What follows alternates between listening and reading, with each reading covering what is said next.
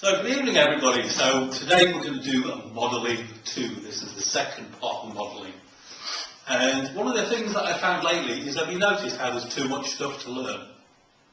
It's like there's so much stuff, there's so much information. Wouldn't it be cool if you had a really fast way of learning? Yes. Yeah. And to me that's the benefit of using modelling as a means of learning. Is you can learn really quickly by following this process, which is a little bit different to conventional types of learning. So what we're going to do this evening is go through the 5 steps to becoming really brilliant at modelling so that you can learn more stuff. Because there's always more stuff to learn as far as I can tell. And back in 1997 when I did my first NLP training, formal NLP training, it was like, wow, I know all this stuff now, let's go out and do it. And then, like now, I realise how little did I know then, and even less do I do know now. So the more that you know what you don't know, the easier it is to know what you do know. Which is kind of a paradox that just kind of works. So the first thing to start, which is why I asked you at the beginning, do you have any questions, is to be really clear on who specifically are you going to model. And I personally would go for who specifically based on the skills that you want to acquire. So if you wanted to learn really good internet marketing skills, you might be modelling Evan Pagan, who's someone who I'm modelling at the moment, who was the guy who invented the landing page. For those of you who are into internet marketing, he's like got loads of really cool stuff. And even though he's got loads of really cool stuff, I wouldn't necessarily want to take on the whole of Evan Pagan. Because then I'd be Evan Pagan rather than me. So what I want to do is take the skills that he's got and integrate them into Graham. Does that make sense? I don't want to become Evan Pagan. I might do temporarily, but not for too long. Because to me it's important to integrate it into you. So the first thing is to decide, choose your role model. Who's going to be your role model?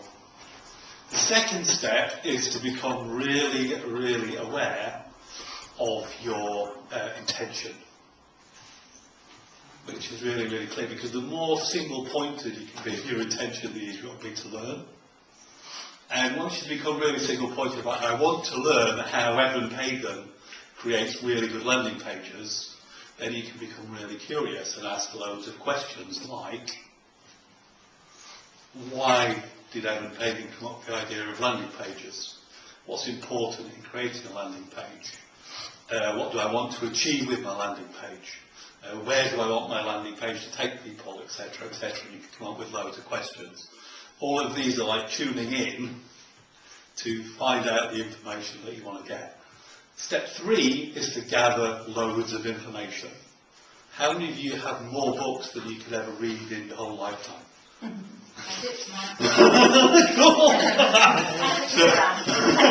So that's why one of the key things is to, if you've got all these books, just get really specific on who do I want to start modelling, and then just gather all the information that relates to that one person. So you might have it on DVD, you might have it on CD, you might have it on books, you might have downloaded loads of stuff off the internet, you might have been and seen this person in person. All of those things are useful resources to pull together, and you'll know when you've got enough to model that person. And you just kind of know, right, I've got enough, now it's time to start modelling. So the next step is to open up your awareness. And opening up your awareness is that simple trick. Do you remember that thing of stick your tongue out, grab a hold of it, mm-hmm. and then take your tongue and slowly point it towards your top teeth, but not quite touching.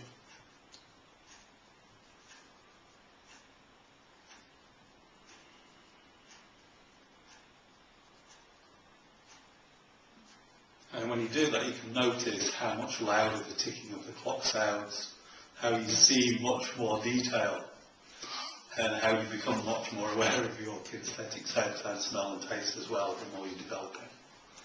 So that you can learn how to go into totally open awareness, and having already asked the questions and set your attention into step 2, you can then just take in the information like you're a sponge. and just take it all in without analysing it. Really important, because it's the analysis that reduces the channel that you can take information. If you stop analysing, just take it all in, as much information as you can.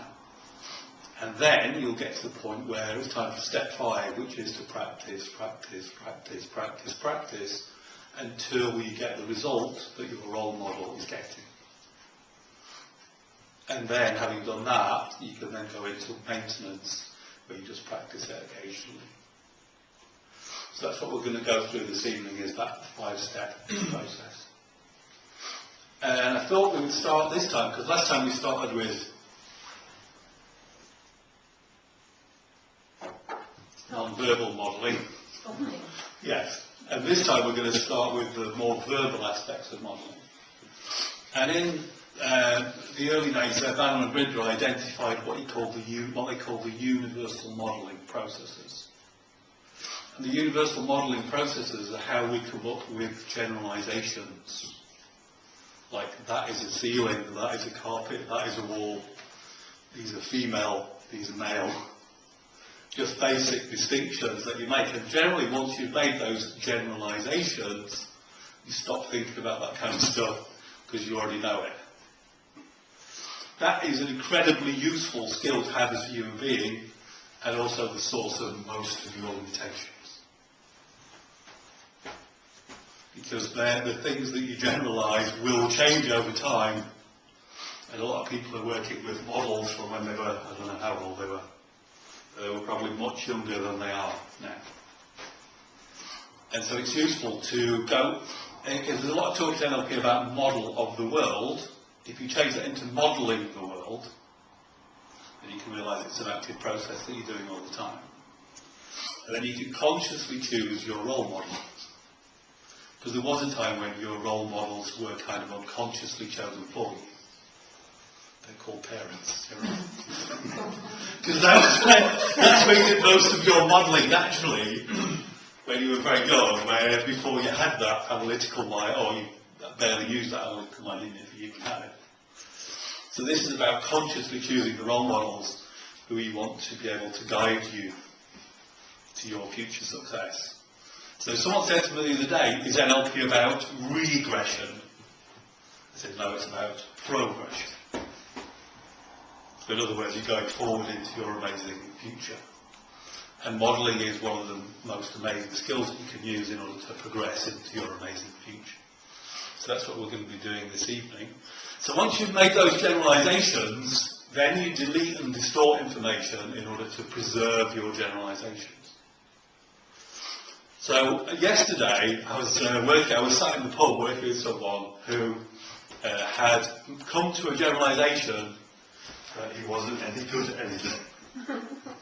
And even though I told him 5 or 10 things that I personally had seen him do well, he was still absolutely convinced that he wasn't any good at anything. Because he was deleting all the information that I gave him that proved that that wasn't the case, because he wanted to prove to himself his model of the world. I'm no good at anything.